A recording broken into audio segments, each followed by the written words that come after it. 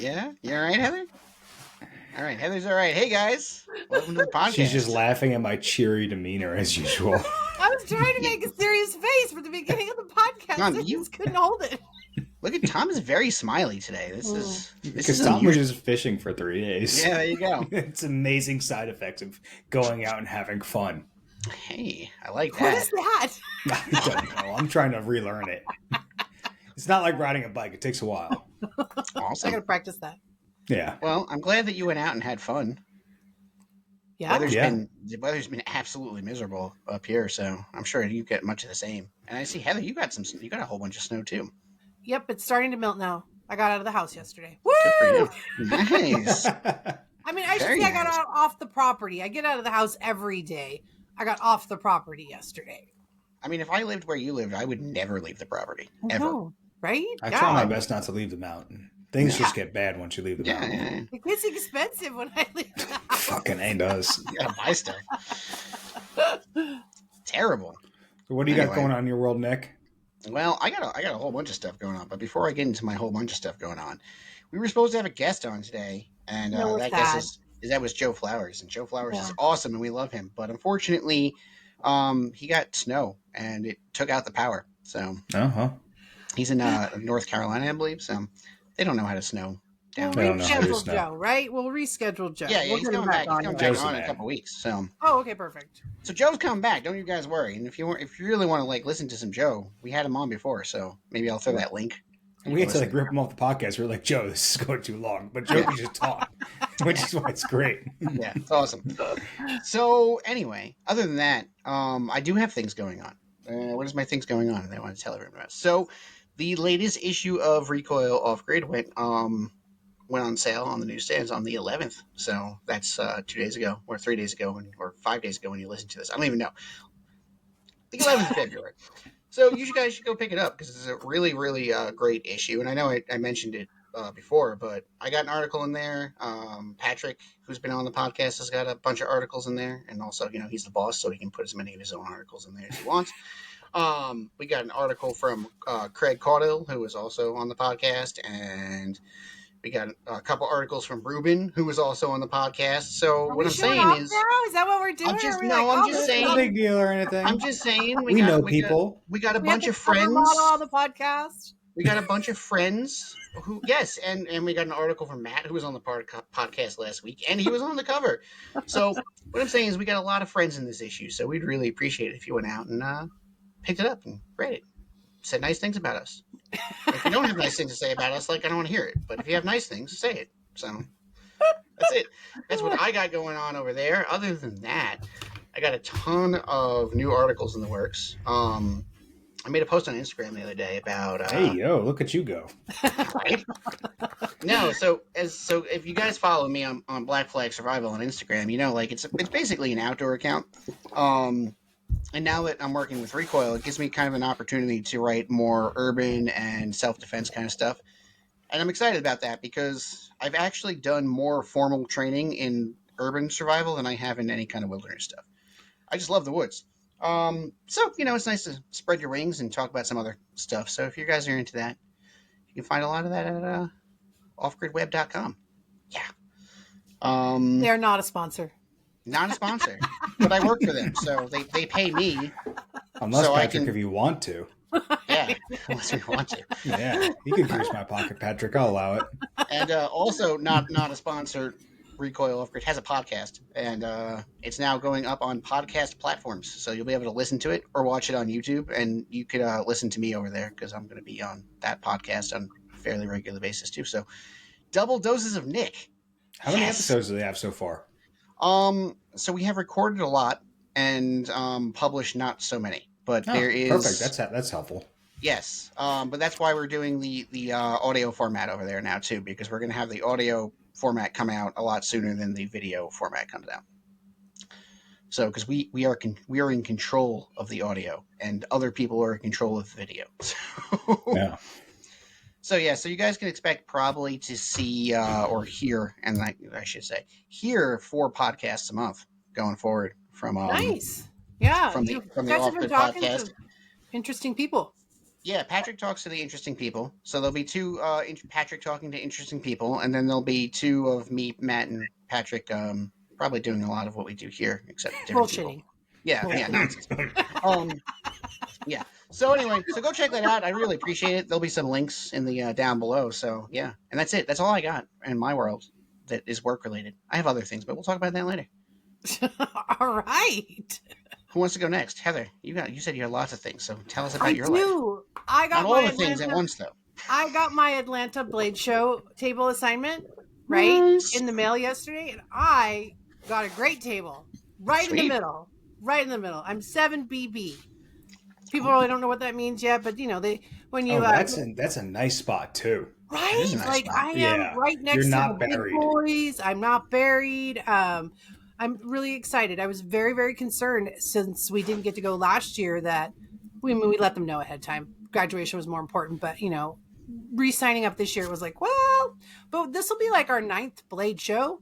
So like we're regular Blade show people. So I'm excited Nice. to have a new spot. I don't know who my neighbors are yet, but when they post who the people are, I go and I look up who our neighbors are. I follow all their accounts, find out what they're up to. So that when I finally meet them, I know something about them. So we'll see who we end up buying. That was Awesome. really exciting. Like I was really excited about that table. I am looking forward to seeing you there. I Yeah. will be there as well.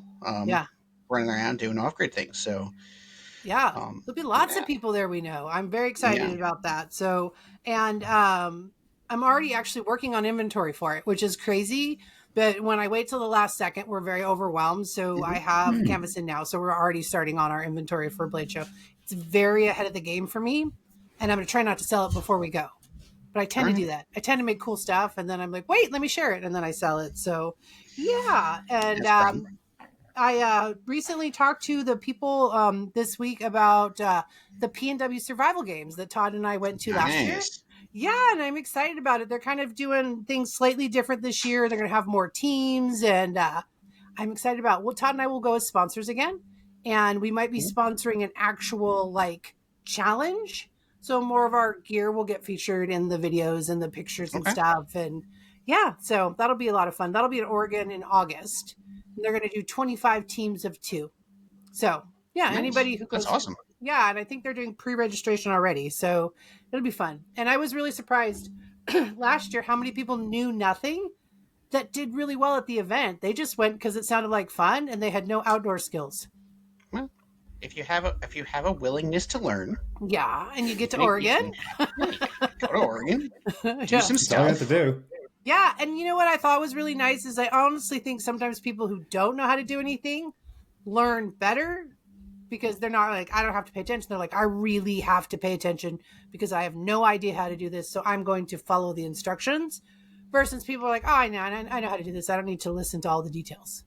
That's just my Yeah, experience, though. that is a true statement because you don't have that like that preconceived notion in your head of how things Yeah, are done, kind of yeah, interfering. You're just like, You don't have okay, the as long bad as you habits. yeah, yeah, as long as you can exactly. follow instructions, you're good to go, right? Yeah, exactly. So, That's awesome. so I love it. those were two things I'm excited about. I mean, I actually have a list of like 7 things, but those are the 2 I want to talk about.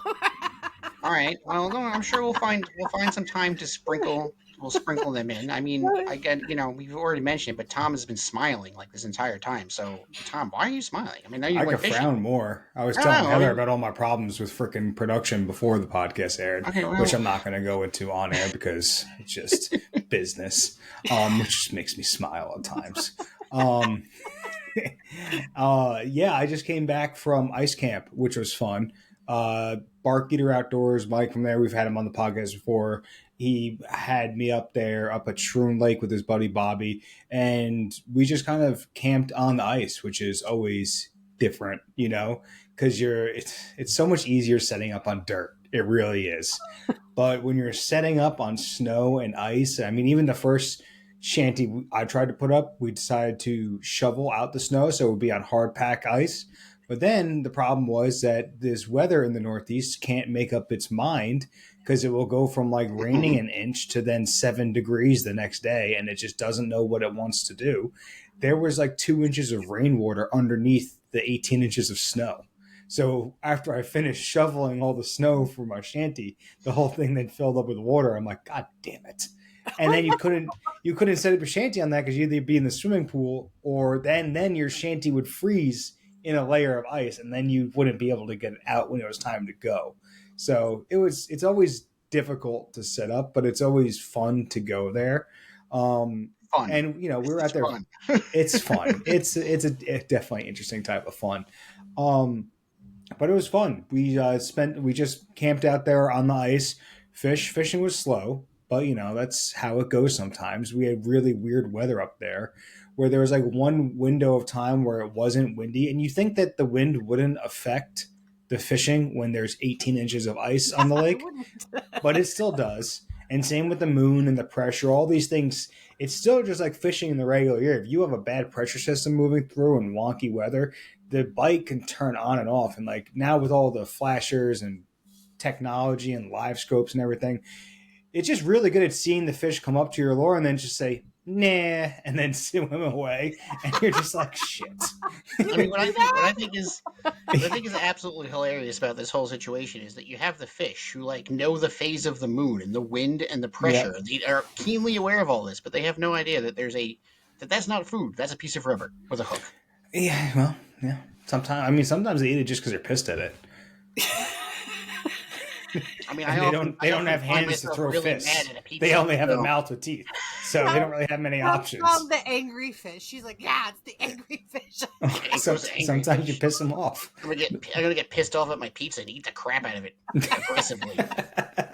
No, I saw your camp, Tom. I was really curious. So, do you bring a lot of? There's a tent on the snow or the ice. So, do you bring a lot of layers to put inside the tent so the tent stays warm? I mean, like I have never ever put a tent up on ice. So, please, I'm very curious as to what you do to camp out inside the tent.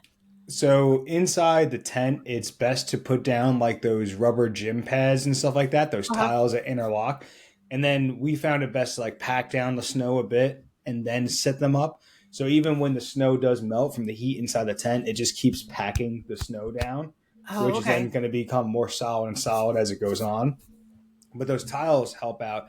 And I was talking to the guys about possibly hitting you up for something next year because, like, when you go into the tiles, you have your boots on and everything else. You're dragging Yeah. all the snow and ice into it. But then at a certain time of night, you're taking your big boots off and you want to be able to be in your slippers or walk around your socks and whatever. But the tiles have water all over them. Sometimes water can come up between the cracks in the tiles too. Uh-huh. So we're like, this would be perfect to have like a strip of wax canvas to go in between where our cots are set up, just to lay out when all boots are off, no more boot wearing in the tent, and then we can walk around just in socks and then just pull it up at the end of the day. Yeah. But we actually did something different this year for heat in the tent where Mike from Bark Eater, he bought a diesel heater, which was really cool because these things were originally set up for heating like tractor trailer cabs and stuff like that. So they would run off the same diesel fuel and they pump out a super dry heat, which is way better than using the propane buddy heaters because the propane buddy heaters put out, I think it's like 5-to-1 moisture to heat. So it's I like didn't know that. Yeah. it dumps moisture into the shop. That's actually, I tried heating up the shop to do some work. I have a propane heater just to help out in these really cold days that we had. But it's raining out right now. And because I used the propane heater instead of the stove, it was a wet heat. So now I can't do what I need to do because all my stuff is wet. I didn't know that. And you can imagine running it constantly inside the shanty. It just starts literally dripping rain down if it's not like ventilated or if you don't turn it off. Mm-hmm. So it's that setup was a lot better. And, it's just playing around with everything. And also I got to learn the rating of my sleeping bag, which I swear to God, these companies make it so damn difficult to just find out what the rating is. Like even on mine, like apparently the rating changes per gender. And I'm like, what? And it's like, oh, comfortable rating for men is this, but comfortable rating for women is that. I'm like, how, what? Just tell me, you said you were a 15-degree bag, and now after using you, I've determined you're a 30-degree bag. I'm like, what the hell? So, it gets, but you have to also then play with the heat that you got going on. Because then it's like if you're cranking the heat, you need less of a sleeping bag. But I don't know, when you're going out there too, you almost want to be prepared to have no heat just in case something breaks or something really shitty happens. Even like when we were out there, it got down to, I think like the coldest was 4 degrees. So it was cold out there. And even with the heater going, it still was, you're in like a nylon shanty. It's not like a insulated house. It's only going to keep you so warm in there. Yeah, I did. But I did learn about the sleeping bags, Tom. That the rating on them is you won't die. Not that you'll be warm, but if it's a Yeah, you won't be 15-degree, comfortable. You're just not yeah, going to you're just die. not going to die. yes. It's not you're going to be warm. Is you're not going to die. And that's one thing. It's like, but I wish they would put, because on the bag, it just says 15-degree bag when I bought it. But Yeah. when you look at the bag, it says comfortable 30, rated to 15, extreme like -20. So it's like, all right, you won't die in -20, but it's like, is that -20 and wearing full ice bibs in this fucking thing? Because they already make it impossible to crawl into these things. It's not like the old ones that had two giant zippers that went down and you could get in them. Like this, you have to like pull it in like a cocoon. And Yeah, you're I like, hate those. I have an old style one, and the thing just keeps me warm, and I don't have to like mummify myself yeah. You're to get into you're it. also not supposed to wear a bunch of clothes inside your sleeping bag, guys, which I thought you were supposed to wear more layers. You're cold, why take them off and get in a sleeping bag? But you're not supposed to wear a bunch of clothes because it's designed to work with your body heat. And if you're in 3 layers of clothes, your body heat doesn't get out and then your sleeping bag doesn't warm up. Yeah, Which I I don't tried know. last time we were camping, and I truly believe so. Now I go to bed in shorts and a tank top when we're camping. Keeps me It warm. is really difficult to like actually rate these things too, because like you did mention, like men and women do regulate body heat differently, so that there's that, but also every individual regulates their body heat differently. So it's just an estimation. I mean, it's the best thing you can do is if you really want to know, just get one and then just throw it in your yard and sleep in your yard overnight. Oh yeah. You're comfortable. Well, or you just go on a trip where that's the only bag you have and you have to figure it out. Yes, because that is definitely the number one rule of I preparedness. pissed off Mike on the second night because the first night I got cold, and because it's a brand new heater too. We're trying to figure that thing out to see what the settings are. And the first night it got pretty cold in the tent, so we moved it so I was closer to it. So I would just have to like reach my arm out and like poke the button to be in charge of adjusting the heat. But I put on more layers the second night because I'm like, I was cold. And now the second night with more layers on, I was nice and cozy. But Mike was wearing the same shit and he got cold at night. And he told me, he's like, all right, you're in charge of maintaining the heat. And then he's like, what, you didn't get cold? I'm like, no, I put on more layers and it was nice and warm. And he's like, you son of a bitch, I'm freezing in my bag. You had to get up in the middle of the night to turn the heat up. When all I would have to do is just reach out and poke. I'm like, oh, sorry about that. Did you bring any wool blankets? No, didn't bring any wool blankets. I mean, it's also, you pack so much stuff. It is, we talked about it is impossible to ultralight ice camp and ice fish. Like, it's hard enough to do one without a ton of gear because it's just, I mean, your layers alone weigh so much. And on top of all the gear to cook, all the shanties, everything else. And then it's like, then you have to have all the fishing gear that you need to bring. So it's like, I'm going through my stuff. I'm like, there's literally nothing less that I can bring than what I have here. And I'm filling up 2 sleds. But they have these like track sled things, which are awesome. They pretty much put like a motor on the front of a old jet ski. Not jet ski, snowmobile, where they took the track from the snowmobile and then put a motor on the top. So it controls it by hand,le and they drive around in these things on the snow. So it's great because like you're not having to sludge through 18 inches of snow to get out of your spot. You're just sitting on a little cart and just going, wee! Yeah, I was watching the video you had up of that thing driving around. I was like, that's cool. I want to do It's that. fun. I'm going to ask Mike to make me one because I really want one. Not that I need another toy, but man, are those things cool.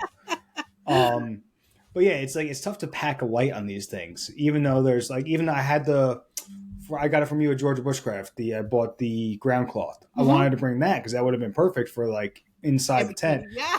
But then I'm like, do I really need to pack another goddamn thing? I'm like, can we get by without this? I had a pickup truck bed filled with stuff. I'm like, this is just my stuff. Like it's tough. So, but it's fun and it's a nice way to get out, even though I am tempted at times to just rent a cabin maybe at times, because to be honest, you could then spend more time actually fishing. Like it was fun because it was camping and fishing, but because you had to do it, like even setting up camp took a while because it's difficult to set up out there. Yeah. And takes time. And also your fingers are freezing every time you take your hands out of your gloves. So all that takes a long time. It takes away from the fishing aspect. Where we saw an Airbnb that was across the lake for like $300 and it sleeps 10 people. I'm like, guys, that's not a terrible cost. Next plan. I'm like, not that I'm like don't have fun with like level 2 fun, but if we're going there just to fish, we would be able to get more fishing done and then get a normal night's sleep and wake up in the morning and not have to like be shuffling around camp. We'd be in the house and just get changed and then ride their track sleds out to our fishing spot. So maybe You sound next like time you we should. convinced yourself. Definitely. Yeah, see, and Tom. like and Yeah. Heather does not embrace type 2 fun at all, which is good for her. And I like Hey type 2. now, don't be saying shit like that. I rough it just fine. I'm not saying, I but I'm am. saying, but you don't like be like, oh, that's a fun thing I want to do. You're like, I'll do it if I have to. I would totally go ice fishing camping as an experience once. Like I would try all of Exactly. those things. And then maybe get a house next time. And then Right. get a house the next time. But you know what I was gonna say is like in my younger days, and we've talked about this before. Type 2 fun was awesome. I loved it. Like, oh yeah, let's go get pepper sprayed. That's awesome. Right now, the older I That's get, just like I dumb. am, no man. Yeah, but I did a lot of type 2 thinking fun because I was Airbnb poor. sounds great. Like now I could That too. now I could spend some money. Like I used to sleep in my truck all the time, Montauk surf fishing, but now I could just Because get an you didn't have a Airbnb. choice.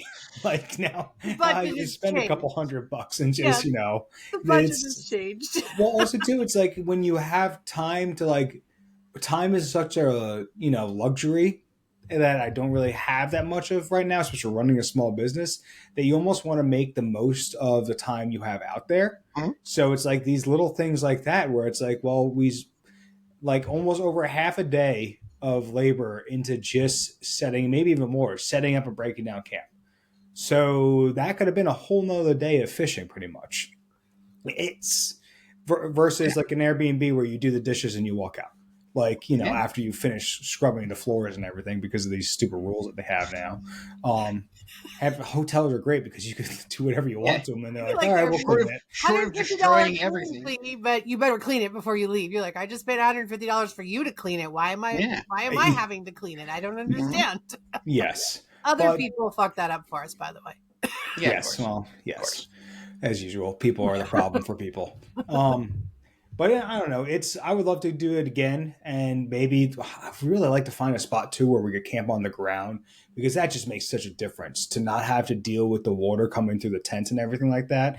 But it's tough because a lot of campgrounds close down the winter. You're not allowed to go to them, and you have to be careful with what lakes you go to because some of them freeze over, but some of them have under the ice currents, and you'll have no idea where like you could be going and it could be like 10, 12 inches of ice. And then guys have hit like patches of 1 inch out of nowhere and then they go in. So it's like some lakes, you have to be very careful of where you go to for stuff like that. Especially if you don't know the water, like even on my lake, I know the spots not to go by because our lake is mostly spring fed. So there's certain areas that like you just don't go near because it's like, there's warm water constantly flowing in there. You don't want to go fishing by that. It's like there's plenty of other lake to go to. But if you're unaware of that, that's where the dangerous stuff can come in. See, and this is why I never go ice fishing because I would not be able to sleep because I would be sitting there in my my shanty, worrying about falling through the ice the entire freaking night. So, Well, we almost did last year. see, exactly. And then But you're still with us, Tom. Yeah. Right. Well, And then, last year we when only had 6 inches of ice, of solid ice. This year we had 18. We could have driven our trucks out to the spot. yeah, right. I mean, so I would feel okay about that, but it's like now I've gone into the cold water before, because dumb, right? That shit sucks. Yeah, it's not fun. Like that shit sucks real hard, like real fast. Like whoa, you don't want to do that. Have you guys ever done like a polar bear challenge, like on New Year's Day? Run into the water where it's freezing? No. No, but I've done similar things, but not because I was feeling like I wanted to challenge myself, mostly because I was feeling like way drunk. Oh. So, I've done some dives into snow mountains and stuff on New Year's New Year's Day. Sans anything to protect myself. But that was once again when I was young and dumb. Now I'm old and broken and dumb. But discomfort is not as much fun as it used to be. That's what I'm saying. So, Heather, is that a new mug? It's my Valentine's present. Can you What's see it it? say? I'd shank a bitch for you.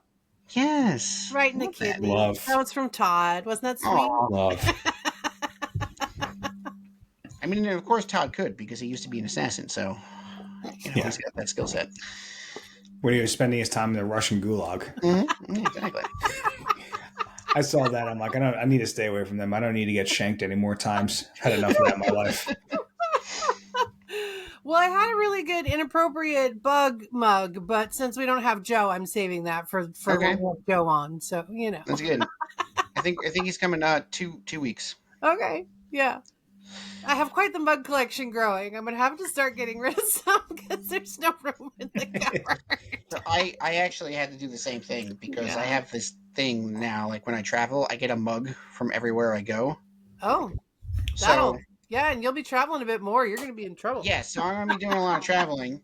So I'm gonna need a lot more mug space. So all the non-place mugs are gonna have to go the way of the Non-essential dinosaur. mugs. Yeah, Non-essential non-essential mugs. bugs. Yeah, I don't pick up souvenirs anymore, mostly because they're work trips. But when we used to go on a trip every couple of years, like souvenirs would be like a really big thing. But now with work, when we're traveling so much, I don't even go in the gift stores in the airport. I'm like, we don't need anything. Yeah, I, I'm fairly specific with what I'm looking for. So I don't know if you guys are familiar with a company called Deneen Pottery. no, I'm not. No, okay. So they are an American made like pottery type mug, They're beautiful and I love them and they last forever and they're really great. And they work with a whole bunch of people to do like promotional, mugs. So they'll put your logo on a mug. Mm-hmm. So the first ones I got were like from Hinderer. So my Hinderer mugs are all from them and I really like their mugs. And then I found out that they were working with national parks. So now every time I go to a national park, I have to get the mug from the national park. Okay, well, we get a pin and we stamp Okay, our see book. that takes up way less space. Yeah. Um, but also those are my mugs, and no one else is allowed to use them. So I have my mugs, and then there's guest mugs. You're hoarding your mugs? Way to Yes. share the joy, Nick. I would be like, it's a guest. Here's my special mug. No, No. you get like the generic like TJ Maxx mug. That's how mugs get broken. What? If I ever come to visit, I want the fancy cool mug, Nick. I'm not putting up with that Heather, I would make that exception for you because you and I think I've actually made the exception for Tom, but I would make that exception for you. But Good to but know. also like these mugs are not cheap. These are like $30 to $50. So I don't like to just like But we're worth it. Yeah. you I'm guys glad are to worth know. Glad to know where I fall on the base. On the mug scale. it. Ready to get the paper cup or the actual mug. If anybody No, comes everybody- to visit, everybody- you'll be like, what mug did you get? I got Yeah, this. exactly. Just know that you guys probably get better mugs than my family when they come to visit. So Oh, that's good to know. Thank you. I appreciate that. You're that special to me too, Nick. thank you, I'd let you use one of my fancy mugs. thank you, thank you. I appreciate that. Yeah, no problem. I had a question for you guys. That this is something that recently came up that I've been debating within my mind. I have an opportunity to get rental shop space, and I'm torn about what to do about Why? it. What's the biggest concern? Off Well, the the top of your biggest head? concern is one, financial shop space rentals are not cheap here, but it could get like 1,000 square feet down the road for me, which would be really nice. The other issue though is that there's things that it's kind of nice having the shop on your property, like be able to bop in and out and do quick little things and stuff like that, or even like heat treating stuff. Like I run out and then hit a different cycle and then come back in and just be hanging out. And then two, Lauren has been working a lot more in the business, and then she would then have to drive to a place. And also then I'm kind of going back to a job, if that makes any sense. But then you get to leave the job at the job. When you're home, you're Sort of. home. But even at ice camp, I was doing the job because I had my cell phone. So, but let me ask you a question though. You said it was down the road. Like, how far is it? Like 10, 12 minutes. Nice. That's so close. Yeah. But then it's like still at times though, it's like, is it worth, because then it's like coming home for lunch. It's like, that's now an hour thing for lunch, which normally I could come in here and eat lunch for like 5 minutes and then be done earlier. Because now I'm actually starting to stop at a normal, reasonable hour, which is nice. But how much more productive would you be? It would increase shop productivity. The shop productivity would definitely increase because then I could have the space to set up all the tooling. However, though, I'm also going down this route of production stuff where I won't need as much tooling because I will be outsourcing certain things to other people with said tooling. So, but How then long if do you have I to want commit to it? it's like, how much money would I be spending on shop space when I could also be spending money on production stuff? Because normally I just throw money at the problems, but the money is finite. Like I only have so much. Shocker, I'm not rolling in the dough being a knife maker. So So you only have yeah, so much funds to spend. right. But how long? How like Heather mentioned? But how long would the lease be? It would be a yearly lease, Okay. and but the thing is, the guy though he's a very reputable landlord. It's in the same building as my jujitsu coach, and he's been with him for years. And this is his new gym that he's at, and he was the owner of his last building as well. So it's like it's also nice to know that the Hmm. person's not a scumbag, Yeah. because that's Yeah, huge. that's big. I mean, and I gotta say, from a business standpoint, a year lease is like the best gift ever because nobody does that stuff. They all want you Yeah, to commit for like a very long period of time. So Also, it's a business expense when it's not yeah. your own property. I mean, you can take away your square footage, but rent's a business expense. yeah. Well, but I also write off the house. You rent your house. Like we could Yeah, write the up in New portion, the Jersey. We portion of the could write house. Yeah. off the portions of the house that we use, Yeah, we can write off and our square footage, but it's not the same as rent here. Well, in Washington, you just get a deduction for the square footage of your property or your home you use. But we don't. If I were rented a building somewhere else, I could expense out the monthly rent. You okay, don't you get to do that in New Jersey. yeah. Oh, So like okay. the mortgage and everything, it's for the percentage of what I use of the mortgage is what we can write off. So Oh, that actually, and it's like there. However, though, it's like with even setting stuff up, like I'm wearing Mike's hat from auxiliary manufacturing, and he's got a rental space, and like he's got space where he could have these giant 4x8 tables where he could lay out all, because he's doing giant batches at a time, but he could lay out 250 knives at once. For me, I'm like, I got knives on the kitchen table, I got knives in the shop, I got knives in the basement. It's like I have zero flow right now. But it's like, I don't know, it's one thing. It's like I would love it, because even when coming to buying new tools, and even like from a health perspective, to be able to have a dirty room where like I only go into this room wearing my fucking scuba mask pretty much, and hmm that's it. That's where all the dust and grime and everything happens in that area, and then everything else is clean, would probably be a lot nicer. But and you're also talking about now increasing the monthly nut that you have to meet. So it's like not only do you have the mortgage you got to pay, now you're also paying somebody else's mortgage on top of that. But you're So not afraid to spend money, Tom. You have been talking for the last year how you need more space. It yeah. sounds like your Yes. solution's been handed to you, and you're just trying to go backwards. Well, it's thanks, Heather. No problem. No, you're just calling me a big old pussy in the nice Heather way. No, you keep talking about needing more space and being more efficient, and how you didn't really like to turn over parts of your house to the business. So, Yeah. yeah, I mean, also you get to leave work. I don't think it's a bad thing. No. It's really not a bad thing, and it's close enough. Like you said, it's 10, 12 minutes down the road, right? Like worst case scenario, if you have to box up merchandise and Lauren can't come there, well, you put it all in a box, you throw it in the back of your truck, and you bring it home. Yeah. Like You know, one it's thing. not it's not like it's not like you're moving pallets of cement. So I don't know, and I get the money aspect, and I understand.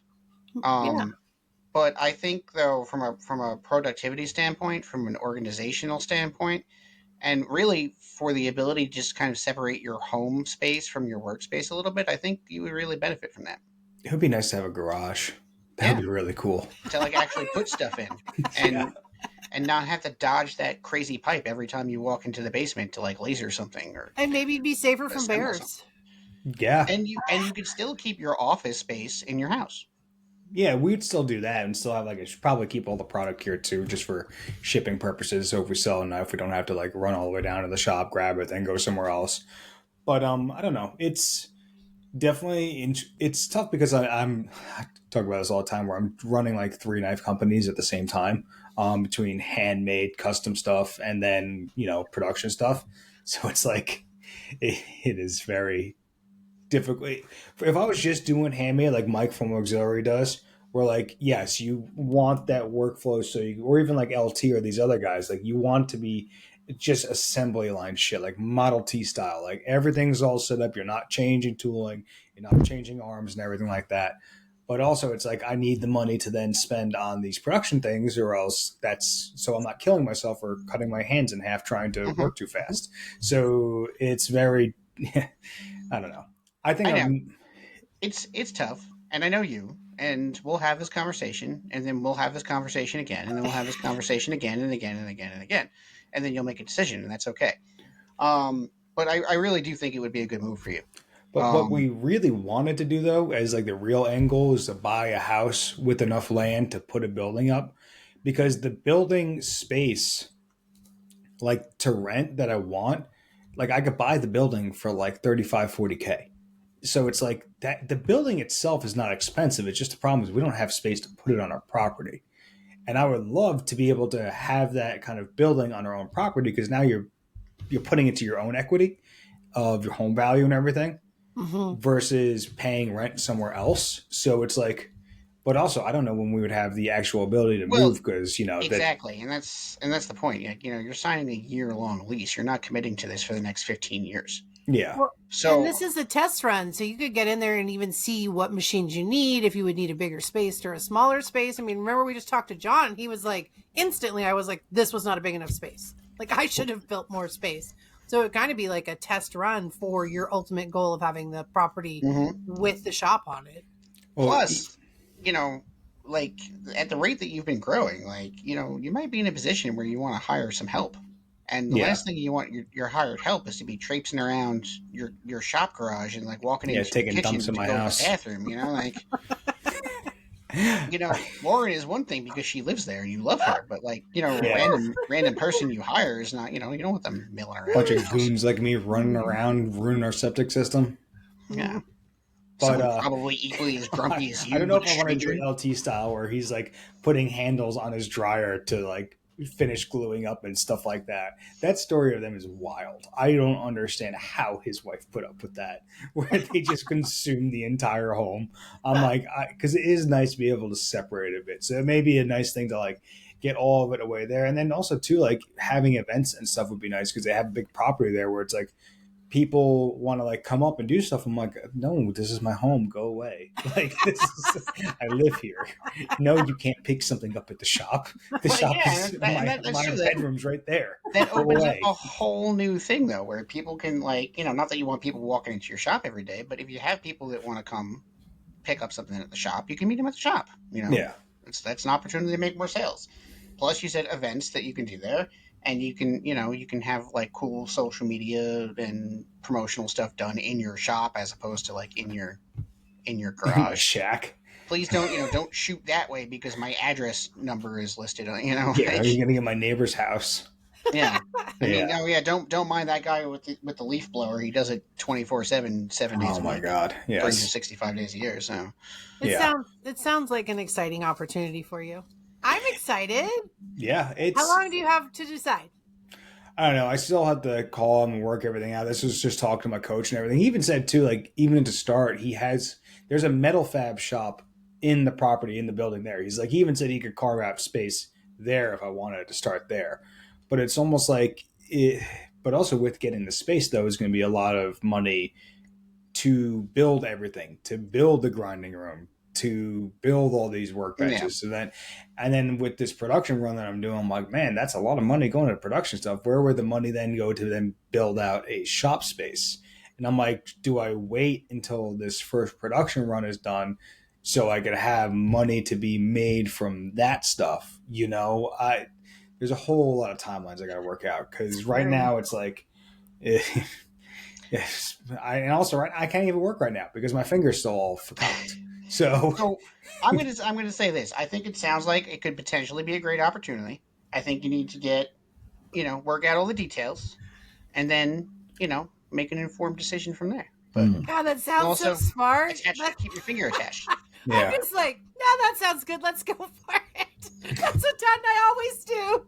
Does that sound like fun? Yeah, let's see if we can make that work. yeah, And that's why people call me and ask me these things because It's working out so far, but I love that you're talking about efficiency because last night I was upstairs and we got an order for 315 bags, right? And I need to God turn damn, right. I have to turn the last of them right side out. So I'm like, all right, put on a TV show and Jay Barry reaches out to me because I posted my picture of me turning bags inside out, and he's like, I feel your pain, Heather. I was like, yeah, you do, Jay Barry. You know what I'm going through.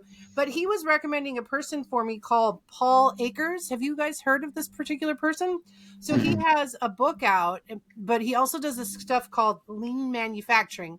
Jay Barry said he was watching his whole video series on it. And so this morning while I was working out, I was like, okay, I'm going to see what Jay Barry's talking about, which is funny. You should talk about setting up a shop, because this guy talks about how to efficiently, he set up his shop to like increase production and make people who work there very happy. So I liked his combination of, he's not just being super efficient, he's also has very joyful employees that love working there because things are run so well. So you should check it out. But if you end up getting a shop and checking out, his name is Paul Akers, and he also has a really good book, which I'm going to buy the audio book. But it's just all about making your life leaner by eliminating steps that don't need to be done. And so the whole concept is really cool. So I was really happy that I Jay Barry like that reached out. idea. And Yeah, I me think too. that brings up a very good point, though, that I think a lot of business owners forget is that you are also one of those employees that work there.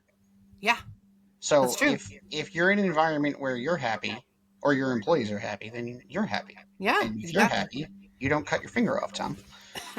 Yeah. Yeah, But well, that was from rushing. yeah. And also, that would be nice to like, we're working on streamlining a whole lot of stuff, even between like the product lineup and stuff like that, where it's like, that's where the production stuff is going to come in, where like you have the baseline product. And like, I'm already setting up like what are going to be like staple models. And then, because as the past 2 years, I've just been fucking throwing shit at the walls. And it's been working. But people would like to know, like, all right, this is a staple that you'll see coming through the lineup. This is what, and every now and then I throw some funky stuff up there. But it'd be nice to even have like work areas or like this workbench is for doing primitives and it's set up for wrapping knives and everything else. And we have the scissors, not the box cutter there, you know, like, and but the problem is like now it's like the same table I use for wrap primitives is the same table I use for epoxying stuff is the same table I use for laying out knives, the same table I use for sharpening because I only got 2 tables in the shop. So that's where the issues are coming into. So I'm going to look more into it and do the details on it, but it was just something that's exciting and been running through my head constantly since I found out about it. So we'll figure it out. I was, do you think it's the winter season or the first of the year? Because I was just doing the same thing with our product line that you're talking about, Tom, because we just kind of make all kinds of stuff. And we've just recently decided this week that we're going to pull a bunch of stuff. We're just going to be done making it because it just doesn't sell very well. And, or we're going to take it off until the fall season so that I'm not like trying to just make one thing when I could have made 5 out of that strip, but some person only bought 1. So I'm trying to be smarter and more efficient. Like we have our grub bags. I have some in inventory, but when they're gone, and we're not going to bring them back till next fall. So it's been different looking at our products that way. So I don't waste as much time. Like if someone orders 1, I got to cut this whole strip and I only get 1 out of it. It just isn't very efficient or cost effective. So yeah, it's I been weird. definitely think for some of the stuff that you make is like it is very seasonal. Yeah. You know, Yeah. like there's stuff that's going to be appropriate for the summer months. There's stuff that's going to be appropriate for the cooler months, and Yeah. you know, and to sit there and continue to make it in mass during the off season is probably not, you know, I like just like to make it, I like to have I know you just everything like to do stuff. available for everyone. But after 11 years, I've decided I need to be a little smarter with my time because there's lots of things that I want to make, bigger, funner things that I just never have time because I'm doing this little thing here and this little thing here and I'm cutting this little piece here. So, I mean, I yeah. think that's a good idea, but what I would say, what I would recommend personally, is that like keep doing the cool stuff that you're doing though, because like Oh, your yeah. cool stuff, like That's it fun just stuff. I see it, I'm like, wow, that is so freaking cool. Like I don't see something with a little mushroom zipper, and I was like, that's awesome. The mushroom zipper. That was so I funny. love That it. went so fast. And by the way, so I've picked up my email marketing, right? Like, again, as a business owner, what works for you? And everyone kept telling us, do the email marketing, do the email marketing. So I've now started writing emails every Sunday, just to kind of update people about our life. I write like I'm writing to my friends because I feel like my customers are my friends, right? And then I was like, I don't know if people know we post new stuff every week. Maybe I should do a new arrivals email. So on Wednesday, yesterday, because they were recording on Thursday, I sent out a new arrivals email and everyone hit that. They were like, oh, and then all those things started selling that I just assumed people knew that was a category on our webpage. That was very full of myself to think that. So now I'm going to send out 2 emails a week. I can do that. One's going to be new arrivals, and one's going to be an update on what's going on in general with the shop and our travel and our projects. So I love it. yeah, I felt really good. I was like, hey, that worked. And the statistics said they opened it. I'm trying to learn to read the statistics on my website, and half the people opened the email. I thought that was pretty good. Yeah. That is awesome. Right? Like, I don't know how many you're supposed to, but I was like, half? That sounds good. It's a lot better than industry average. Yeah. I'm pretty sure industry average is like 30%. Oh, yeah. One of them was 68%, one of my emails. That's Wow. very good. It's Yeah. very impressive. Thank you. But streamlining your stuff too, and not only just make it easier and less wasteful for you to make it, it's a lot easier for you to market it. Yeah. Like that's one thing that's been driving me nuts. It's like I have this and I have that and I have that, and it's like, well, what are all the? You're having to do all these different things and do all this. I'm like, no, I'm going to have a primitive line. We're going to have the cleaner stainless line, and then we'll have production line. Mhm. And then we'll sprinkle in some odds and ends and customs. Yeah. But like it's just so much easier for you to say, because to get people to buy something, every time you make something new, you have to explain it like a million times for people to feel confident in buying it. And I don't blame them, because money's fucking tight right now. So it's like people are way tighter with what they just spend on a whim. So for us as business owners, we have to do a lot more marketing on the same thing to get something, especially new, to sell. Yeah. Where if you have your product line more streamlined, people already know what you're making and what you're putting out there that has that confidence behind it. Also choices, right? Like, people don't like too many choices. Yeah. Like, Yeah, too much variety is not a good thing. so we have a lot of our websites. So yeah, I don't know. We'll see how it goes, you guys. We will continue to slowly clean up the website, clean up the offerings.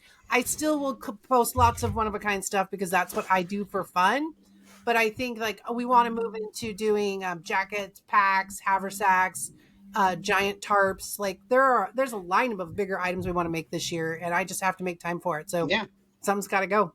And it's the marketing piece that Tom brought up that I think is really important. Because this is something, this is going back to like my old financial sales days, but like the statistic was like you had to touch someone 7 times to get them to buy something.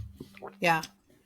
So if you're trying to sell like this product, like this is my product, like new product I want to sell, like and I'm sure the statistic is a little different for a physical product as opposed to a financial product, right? But at the end of the day, they're not going to see it once and be like, oh, I'm going to buy that. They need to see it like a couple times, like 3, 4, or 5 times. Like you have to keep hitting them with it, So, and it's not because people aren't interested in it. It's just that a lot of times, like, it's out of sight, out of mind. Yeah. So it's like if I'm scrolling through Instagram, like I might see something like, oh, that's really cool. I want to get my hands on that. But then I get distracted by something, right? And then I come back, like my kid made noise, or like Patrick called me, or something crazy happened. Or your phone just distracted you doing what it does best. Yeah. And then I forget about it. And if I'm scrolling, right, and it pops back up, I'm like, oh, there it is. Okay, like let me remember that. But this happened to me, real true life story, with a gift that I got my wife this year. Now, this is a gift that for like the holidays, right?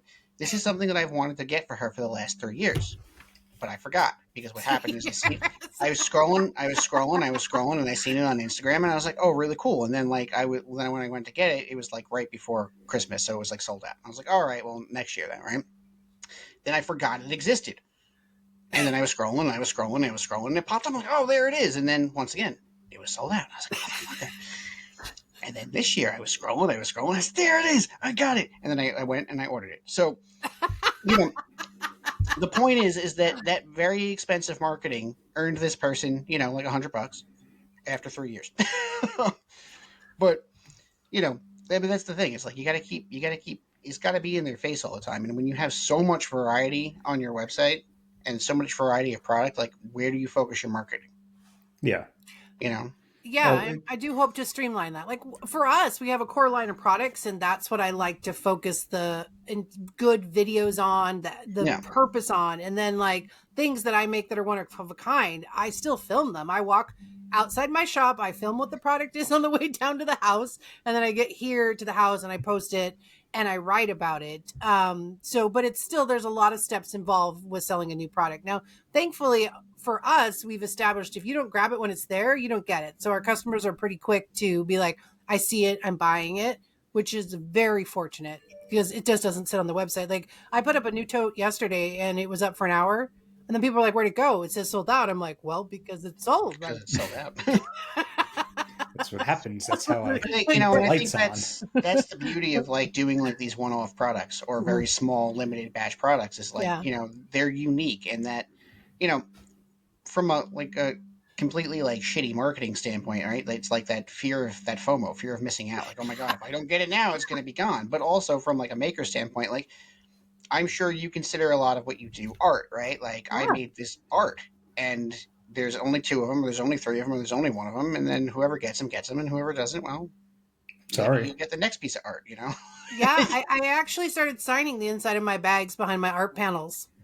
I I was think like, it's I might as well put my name on you should. this because it's artwork to me. The bag itself isn't, but the art panel is. So yeah, I mean, I need that creativity to keep the regular 315 bags being made. Like I need that variety. Yeah. But and I think though too for Tom, right? That's kind of like what we've been talking about. Is like you have this production line coming out, and that's great because it fills the demand of people want this stuff, but it also gives you the time to do the more creative stuff that you actually like want to do. It's cool and Yeah. like doing cool handle materials or like different models or things that you haven't done in a while. Yeah, or It's product, getting a new idea out of your head and being made and tested. I mean, that's probably your favorite part, isn't it, Tom?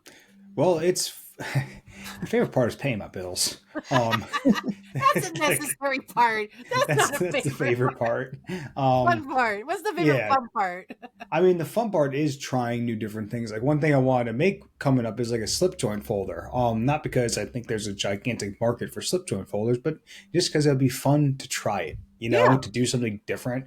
Because like I do miss making for fun. Hmm. Even though at times though there's a lot of things that I want to do that are fun and to get me out of the shop, I'd rather do those things than sometimes make stuff. Yeah. And also it's different because sometimes I want to do things. So I'm not necessarily really making that much stuff for fun because I want to go do something outside of this environment that I'm constantly in anyway. Hmm. So there are like fun projects that I want to try, one offs and everything else, but like I almost rather just like get out and use the stuff and just like, oh, this is what it's actually all for, you know? Like even like just fishing and stuff like that. It's like, oh, I'm just cutting line, cutting food up, doing all this with one knife. It's like you don't need the entire itinerary like guys on the internet say you need this knife for this purpose and this knife. It's like, no, the same knife that I was gutting the fish with is the same knife that I was cutting bread with. It fucking works. Like in the same knife you can cut line with. You can do it for everything. There's your Like next ad. it's even though it's for me, buy one of all my lineup because that's what you need. Yeah. But you really don't. So I don't know. For me, it's I like get to do fun one-off things, and it would be fun to. It's just to try new things out. Sometimes things work, and sometimes they don't. And there's like I do miss doing like the custom stuff with like funky handle material or like ironwood and all these other things. But it's really comes down to like a time and a pain in the ass factor, and especially too when I'm so stressed about paying these. Even though it's like sales have been good, I'm every single week I seem to be like upgrading what I'm doing and like going tenfold to things. So then the bills get even Well, higher. what do you So just you always say? Just throw money at it, Tom. You got a yeah, problem? well, Throw money at it. homeboy needs to make the money to throw money at it. So I don't know. I don't really want to spend time in the shop doing new like for fun for just me time. I'm not really doing a ton of that because I also just want to get the hell out of there because I spend enough time in that place. Like I got a lot of fishing gear that needs some loving in the basement. Yeah. There's And I think we all experience that to some degree. Like, I mean, I spend so much time like writing about cool shit, and I'm like, but I actually want to go out and use the cool shit, and I have to use the yeah. cool shit to write about it. But sometimes I can't go out and do like the weekend with the cool shit. Sometimes I like, okay, I got an hour to go do some cool shit, and then I gotta write about it. It's like, I I mean, I hear know you. My goal Dustin is and Wazzy definitely, said it all the time. It's like I started an outdoor company and I never go outside. yeah, It's got to hard. make It's time. hard. You got to make time for You it. gotta Yeah. find that balance, Tom. You gotta Well, find the balance. even just like If this you're having a when we were shop, at ice find that camp and balance. everything, like I mean, Bark Eater is like one of my like go-to guys for like sending knives and giving feedback and everything else. We barely fucking talked about knives the entire And it was time. great. It was great. We just talked about fishing and bullshit and stupid stuff. It was Yeah. great. Like I don't want to talk about knives all the time or business all the time. We do this all the time. And sometimes it's nice to just like be a guy. Like we were out to somebody's birthday party or whatever, and everybody like want to talk was like, oh, he's running a business. He's doing that. I'm like, I don't want to talk about that. I can Yeah. lie to you all No. and say I'm a janitor. I don't care. Yeah. Like I mean, I just I it's don't want to talk about this. the repetition in anything can kill you. And I say this all the time. Like as someone who writes, right? There's shit that I love to write, and shit that I'm like, oh my god, I'm doing this again. It's like, but you got to do it. But Yeah, it's power yeah, through you it. got to That's power what you through got it. to And then do. honestly, like when the weekend comes around, like and I do go outdoors. I do go do stuff with my family. We do cool shit, and I don't do any of the work stuff. I just go out there and enjoy it because it's still what I love. And yes, I get to work in a place that I love, but it's still work. So you got to find that disconnect. I think that's important. We're all Every working on it. Yeah, one day. all work. Listen, it's a work in progress. And our I don't know. audience gets to hear the work in progress. Exactly. You get to Yeah. see, and that's the whole thing. It's like, people think that, like, not that I don't think anybody thinks running a small business is easy, but there's just things that you don't even think of until you get there, and you're like, oh, holy shit.